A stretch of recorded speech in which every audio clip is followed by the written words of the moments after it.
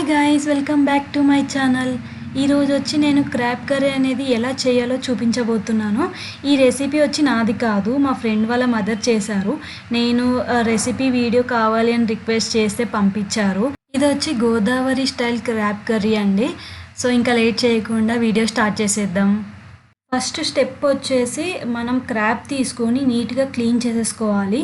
Clean చేసుకున్న తర్వాత లైట్గా పసుపు, ఉప్పు, కారం వేసేసుకొని స్టవ్ మీద పెట్టేసుకోవాలండి. వాటర్ ఏం పోయొద్దు. క్రాబ్ నుంచే వాటర్ అనేది వస్తుంది. ఆ వాటర్ అనేది అయిపోయేదాకా మనం కుక్ చేసుకోవాలి. తర్వాత మిక్సీ జార్ తీసుకొని దాంట్లో 2-3 ఆనియన్స్ అండ్ 4-5 చిల్లీస్ అలా వేసుకోవాలండి. మీకు గ్రేవీ తగ్గట్టు మీరు వేసుకోవచ్చు. మరీ మెత్తగా కాకుండా ఆనియన్ పీసెస్ అనేది కొంచెం తెలిసేలాగా నార్మల్గానే బ్లెండ్ చేసుకోవాలి. ఇదంతా మనం ఒక కడాయి తీసుకుని దాంట్లో ఒక 2 టేబుల్ స్పూన్స్ ఆయిల్ వేసుకొని కొంచెం హీట్ చేసుకున్న తర్వాత మనం బ్లెండ్ చేసుకున్న ఆనియన్ చిల్లీ పేస్ట్ అనేది మనం కడాయిలో వేసేసేయాలండి. మనం ఈ పచ్చి వాసన పోయేదాకా కుక్ చేసుకోవాలి.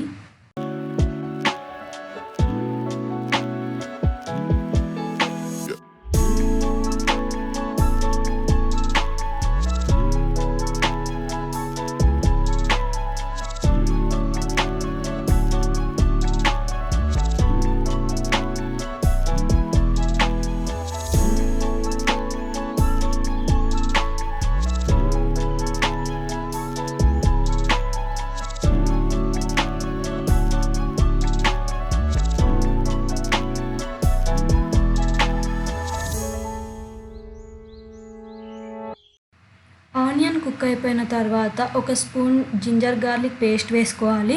దాంట్లోనే కొంచెం పసుపు, 2 స్పూన్స్ కారం వేసుకోవాలి. అండ్ సాల్ట్ వచ్చి మనకి తగినంత వేసుకోవాలి. మన టేస్ట్ తగ్గట్టుగా మనం సాల్ట్ అనేది వేసుకోవాలి. తర్వాత కొంచెం గరం మసాలా కూడా వేసేసుకొని మంచిగా కలిపేసుకొని మళ్ళీ కుక్ చేయాలండి. మళ్ళీ పచ్చివాసన పోయేదాకా కుక్ చేసుకోవాలి.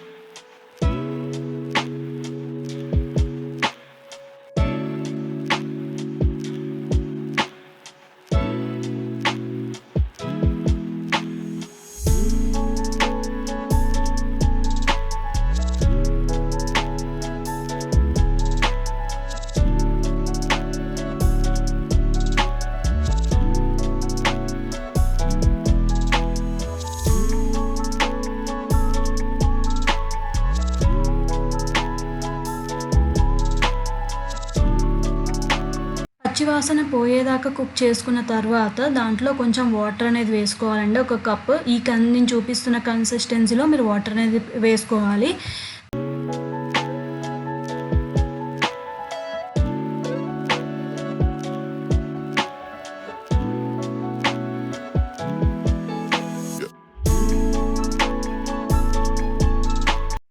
వాటర్ యాడ్ చేసుకున్న తర్వాత దాంట్లోనే మనం కుక్ చేసుకొని పక్కన పెట్టుకున్న క్రాబ్ కూడా యాడ్ చేసేసుకోవాలి. కర్రీ దగ్గర పడే వరకు మనం కుక్ చేసుకోవాలి. తర్వాత దాంట్లో కొంచెం కొరియాండర్, మేము కరివేపాకు కూడా వేసేసుకొని కలిపేసుకొని దింపేయడమే. ఇంకా కర్రీ అనేది రెడీ అయిపోతుంది.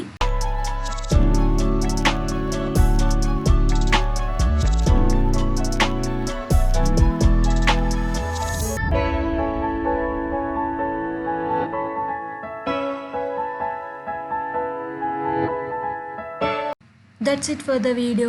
నా వీడియో ఎవరెవరైతే చూస్తున్నారో ప్లీజ్ సబ్స్క్రైబ్ చేసుకోండి. అండ్ ఇది మీ ఇంట్లో ట్రై చేసి మీకు ఎలా కుదిరింది అనేది కమెంట్ సెక్షన్లో మెన్షన్ చేయండి. Thank you so much for watching. Please like, share and subscribe.